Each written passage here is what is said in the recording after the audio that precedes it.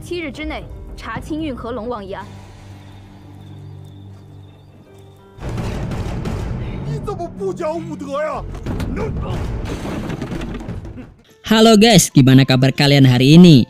Mimin harap kabar kalian baik-baik saja. Kali ini Sulaiman LS akan membawakan sebuah alur cerita film yang berjudul Legend of Detective D tahun 2023. Jadi film ini mengisahkan tentang seorang detektif yang sangat hebat di bidangnya dalam menyelesaikan sebuah kasus kejahatan. Apalagi kali ini kasus yang harus diselidiki mengenai tentang Dewa Raja Naga. Apakah keberadaannya ada ataukah tidak? Pasalnya, pada saat itu sang ratu melihat jika ada dua Dewa Raja Naga yang sedang bertarung. Maka dari itu dengan menjawab penasarannya, ia mengutus kepercayaan detektifnya untuk menemukan keberadaan Dewa Raja Naga karena berdasarkan ramalan jika Dewa Raja Naga memanglah ada. Lalu tak usah berlama-lama lagi, langsung saja kita ke alur cerita filmnya. Jangan lupa untuk dukung terus channel Sulaiman LS agar tetap berkembang dan bisa menyajikan alur cerita film kesukaan Anda dengan cara tekan tombol like, komen, dan subscribe-nya. Dan yang terakhir, aktifkan tombol loncengnya agar ada video-video terbaru, ada notifikasi di HP kalian. Selamat menikmati dan enjoy. Awal adegan film, kita akan diperlihatkan seorang pria yang sedang mabuk, lalu ia pun pingsan. Tak berselang lama, kemudian ia pun terbangun, dan di sampingnya ia melihat seorang wanita yang sedang menggodanya. Akan tetapi, ternyata wanita itu bukanlah manusia biasa, melainkan siluman jadi-jadian. Setelah ia tahu jika di sekitarnya ada siluman, ia pun langsung bangkit, dan ia melihat ada seekor naga raksasa yang menyerangnya. Ia pun kemudian langsung berlari. Namun saat ia berlari, tiba-tiba saja anak panah mengenai tubuhnya. Sedangkan di sisi lain, yang memperlihatkan rombongan yang dipimpin oleh Kaisar. Pada saat Jenderal Cheng Zhen sedang berpatroli dengan barisan prajurit beserta dengan cedia kawan di gerbang naga kekaisaran Wu Zetian. Di malam harinya, puluhan ribu orang Luo yang melantarkan pekerjanya bergegas menuju ke gerbang naga. Dalam catatan kitab Han Akhir, pada era 220 Masehi telah lahir seekor naga spiritual di Sungai Luo yang bisa bicara seperti layaknya manusia. Saat itu ternyata kapal mereka telah menabrak seekor naga yang telah dibicarakan oleh mereka semua. Saat itu naga tersebut telah memberikan sebuah pesan terhadap sang ratu. Jika dalam pemimpin kekaisarannya, ia akan menciptakan kemakmuran bagi para rakyatnya. Akan tetapi setelah memberikan sebuah pesan, datanglah salah satu naga yang akhirnya membuat kedua naga tersebut langsung melakukan pertarungan sesama naga.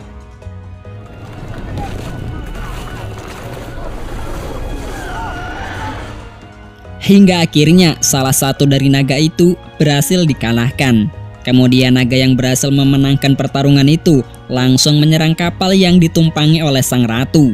Sehingga membuat semua para prajurit langsung bersiap siaga untuk menyerang naga. Berhubung naga itu berfisik besar yang akhirnya membuat semua para prajuritnya kesulitan.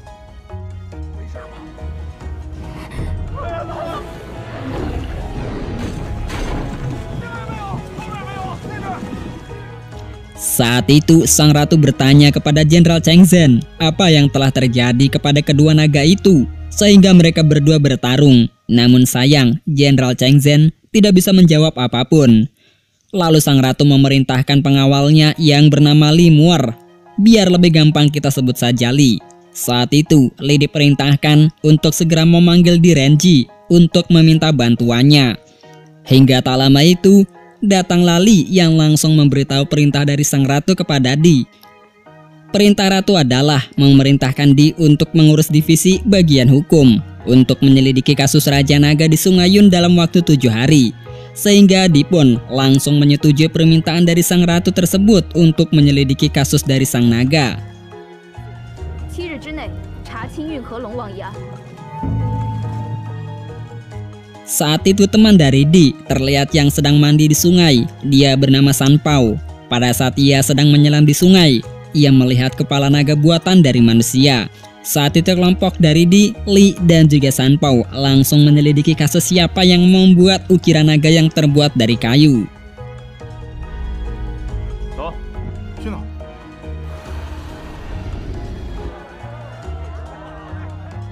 terlihat Di dan juga temannya yang sedang berada di kota untuk menyelidiki kasus pembuatan naga palsu.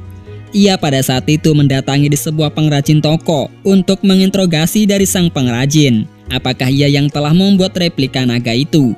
Namun sang pengrajin itu saat ditanya tak mengakuinya. Namun saat Sanpao membuka sebuah penutup, ia melihat ada ukiran pembuatan kepala naga. Sontak saja hal itu membuat Sanpao langsung murka. Namun saat Sanpao akan memukulnya, tiba-tiba saja seorang pria yang salah satu pekerja dari sang pengrajin langsung mengajak duel Sanpao, sehingga pertarungan pun pada saat itu terjadi. Namun dalam pertarungan itu, Sanpao berhasil mengalahkan pekerja itu dengan dibantu oleh Di.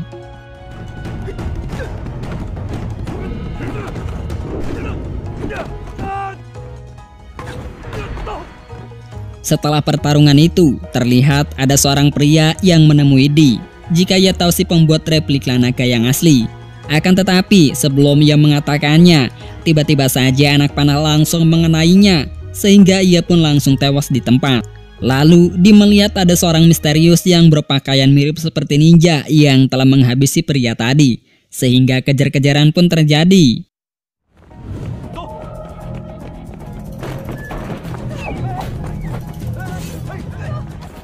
Namun sangat disayangkan, meskipun Di mempunyai para pengawal yang cukup banyak, akan tetapi ia telah kehilangan jejak orang misterius tersebut, hingga mereka semua telah bertemu dengan seorang bocil yang menyuruh mereka untuk menangkapnya. Ternyata usut punya usut, bocil itu mempunyai kekuatan kecepatan, sehingga ia dengan mudah bisa berlari dengan semaunya. Namun pengejaran mereka semua lagi-lagi menemukan jalan buntu lagi.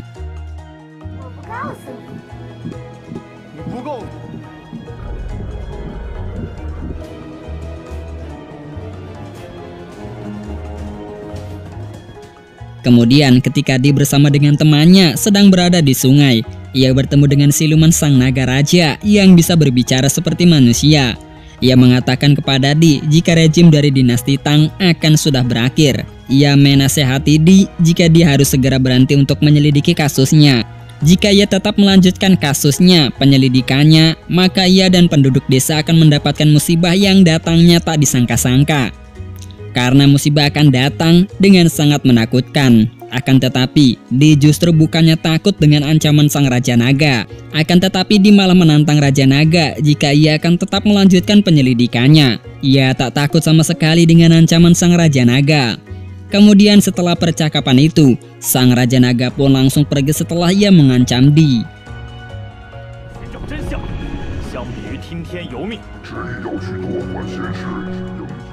Kemudian setelah itu mereka semua langsung menyelidiki tentang kasus kematian orang-orang yang meninggal di Sungai Yun. Karena pada saat naga itu pergi, mereka menemukan seorang mayat pria yang di awal film tadi.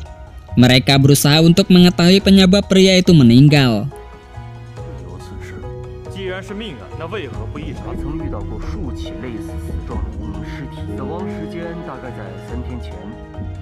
Saat itu, Di dan juga teman-teman yang lainnya berusaha menyelidiki kembali dengan cara membaca semua kitab-kitab agar penyelidikannya bisa segera terungkap.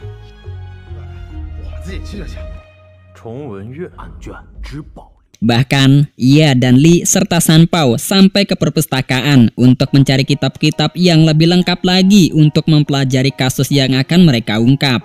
Setelah itu, Di dan juga Li terlihat yang sedang menghadap sang ratu, karena sang ratu ingin tahu mengenai hasil penyelidikan dari Raja Naga yang pada waktu itu menyerang kapal mereka. Ia mengatakan kepada sang ratu jika ia telah menemukan sebuah sedikit petunjuk. Ia mengatakan pada awal tahun 649, ahli pengrajin kayu Su Yangzi menerima titah atau perintah untuk membuat busur lengah spiritual. Namun setelahnya 500 busur spiritual itu menghilang tanpa jejak sama sekali. Pada saat itu Kaisar marah besar sehingga memasukkannya ke penjara utama dan tidak diberikan amnesti sama sekali.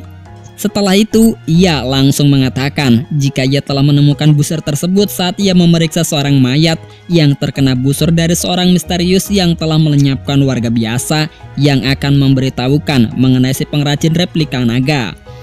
Setelah informasi dirasa sudah cukup, kemudian mereka langsung pergi dari kerajaan. Saat itu sang ratu langsung menemui sang pengrajin yang bernama Su Yangzi yang berada di dalam penjara utama. Saat menemuinya, ia meminta kepada Yang Zi jika ia mau membantunya untuk menyelidiki kasus ini, maka ia akan dibebaskan dari penjara ini. Sedangkan di sisi lain, yang memperlihatkan Di yang sedang ngebatin di dalam hatinya jika sang ratulah yang telah memerintahkan Yang Ji untuk membuat replika dari naga dan membuat sang Raja Naga murka. Karena pada saat pertarungan itu, Raja Naga telah bertarung melawan replika naga, sehingga hal itu membuat sang Raja Naga murka akan kelakuan manusia. Saat itu, tibalah San Pao yang memakai kuda mainannya untuk menunjukkan kepada Di. Namun saat mereka sedang berbicara, tiba-tiba saja datanglah orang misterius lagi. Namun bedanya kali ini, ia memberikan sebuah surat yang berisikan, pada bulan purnama nanti semua akan terkuak di gerbang naga tengah malam nanti. Hingga singkatnya, malam pun telah tiba. Terlihat Di dan teman-temannya sedang berada di dekat Sungai Yun. Saat itu mereka dibuat terkejut. Pasalnya ada beberapa dari prajurit yang sedang memanggil sang Raja Naga di Sungai Yun menggunakan suatu alat yang bisa dibilang dengan trompet. Namun sayang, pada saat naga itu akan keluar dari sungai, tiba-tiba saja si San Pao malah mengacau sehingga mereka pun ketahuan, yang hal itu membuat orang-orang langsung menyerang San Pao. Sedangkan Di dan juga Li masih tetap bersembunyi untuk menjalankan rencananya.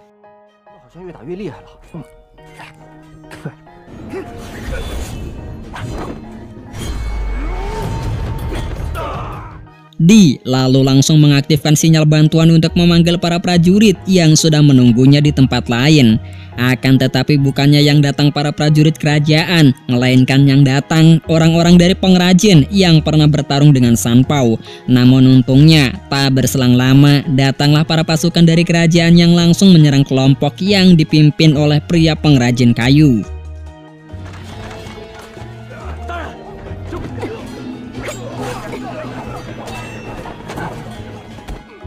Di sisi lain yang memperlihatkan seorang pria yang diketahui bernama Sui Yangzi yang sedang memanggil Raja Naga. Karena pada saat pertemuan itu ternyata sang ratu telah mengeluarkan Yangzi dari penjara. Akan tetapi ia harus melakukan sebuah syarat yang harus ia kerjakan. Jadi ternyata disinilah sudah terungkap siapa orang yang telah membuat Raja Naga murka akan replika yang telah dibuat untuk melawannya. Hingga tak lama itu datanglah seseorang misterius kembali yang lagi-lagi kedatangannya menyebabkan orang yang ditemuinya pasti akan mengalami kematian. Setelah Yang Ji sudah tewas akibat terkena busur panah yang mengenai tubuhnya, datanglah Di dan juga temannya yang mengetahui jika pria tewas itu adalah Yang Ji. Saat setelah penyelidikan itu, ia langsung bertemu dengan sang ratu.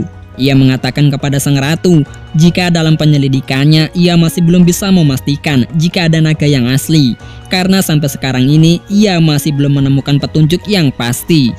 Akan tetapi Di mengatakan jika kasus yang telah menabrak kapalnya pada waktu itu bukanlah naga, melainkan monster yang berbentuk naga. Saat itu ia langsung bertanya kepada Jenderal Cheng Zhen mengenai kebenaran tentang naga asli. Cheng Zhen pun mengatakan jika naga asli memanglah ada, karena berdasarkan kitab yang pernah ia baca, jika keberadaan naga memanglah ada. Akan tetapi naga tersebut telah berada di dalam Sungai Yun. Saat setelah mendengarkan jawaban itu, sang ratu langsung mengatakan kepada Di jika kasus penyelidikan kasus ini telah diberhentikan, dan Di pun langsung pulang ke rumahnya.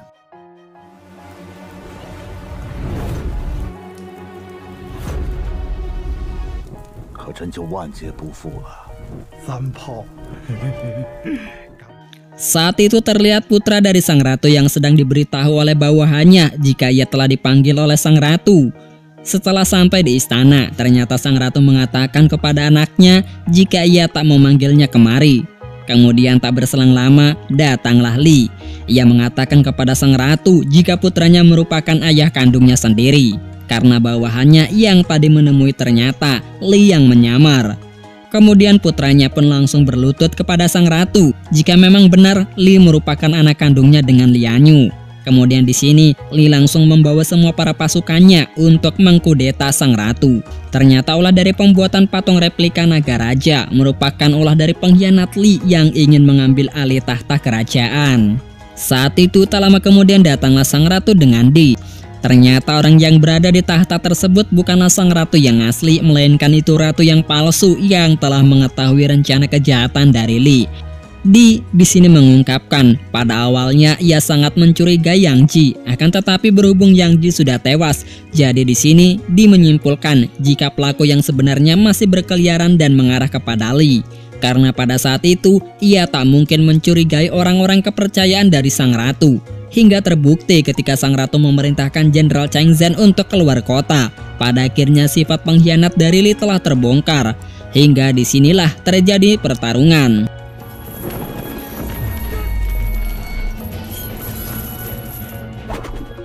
Saat dalam pertarungan itu, ternyata Jenderal Chang Zhen memanglah jenderal yang sangat hebat. Terbukti ia dengan sangat mudahnya bisa mengalahkan para pasukan pemberontak yang dipimpin oleh Li. Namun ternyata ada salah satu wanita pemberontak lagi yang memihak kepada Li. Jadi perempuan itu merupakan orang yang misterius yang selalu membunuh orang-orang yang pada di awal film tadi. Sehingga Jenderal Chang Zhen perutnya harus terluka karena telah tertusuk oleh pedang. Sedangkan di sini Li langsung meminta maaf kepada sang ratu. Ternyata pada saat Li menyandra sang ratu, itu merupakan ratu yang asli, bukanlah ratu palsu. Karena kata Di, ia terpaksa melakukan rencana itu demi menyelamatkan sang ratu dari Li. Saat Jenderal Chang Zhen akan menyerang Li kembali, tiba-tiba saja ia langsung pasang badan untuk menyelamatkan Li dari serangan Jenderal Chang Zhen. Sehingga hal itu langsung membuat Li langsung tak berdaya. Dalam ketidakberdayaannya itu, Li meminta kepada Li agar menghentikan kejahatannya itu. Setelah kejadian kudeta yang tidak berhasil, terlihat sang ratu yang menemui Li yang sedang dipenjara. Kedatangan sang ratu ke sana untuk memberitahukan kepada Li jika ia akan segera dibebaskan dari penjara dan ia akan diberi nama marga sesuai dengan nama marganya, yaitu Sangguan. Terlihat di sisi lain yang memperlihatkan Di dan juga San Pao yang sedang menunggangi kuda. Saat itu San Pao bertanya kepada Di, mengapa ia bisa tahu jika sang ratu telah memiliki pengganti untuk berjaga-jaga. Lalu Di langsung menjelaskan kepada San Pao jika tangan kiri sang ratu telah terkena luka saat berada di gerbang naga. Ia menyadari sang ratu telah mempunyai seorang pengganti saat ia bertemu dengan sang ratu yang sedang menulis, padahal tangannya telah terluka. Dan di sini film pun telah berakhir dengan keberhasilan Di yang sudah mengungkap siapa dalang di balik kejahatan yang sudah membuat sang naga murka. Dan ia juga telah berhasil mengungkap kejahatan pengawal pribadinya sendiri yang menginginkan tahta kerajaannya. Terima kasih kepada teman-teman yang sudah standby di channel Sulaiman LS. Semoga teman-teman tetap diberikan kesehatan dan rezeki yang melimpah. Sebelum Mimin pamit nih, jangan lupa ya untuk terus dukung channel Sulaiman LS dengan cara tekan tombol like, komen, dan subscribe-nya. Serta aktifkan tombol loncengnya agar ada video-video terbaru dari Mimin ada notifikasi di HP kalian. Sekian dan sampai jumpa kembali di alur film berikutnya. Bye-bye.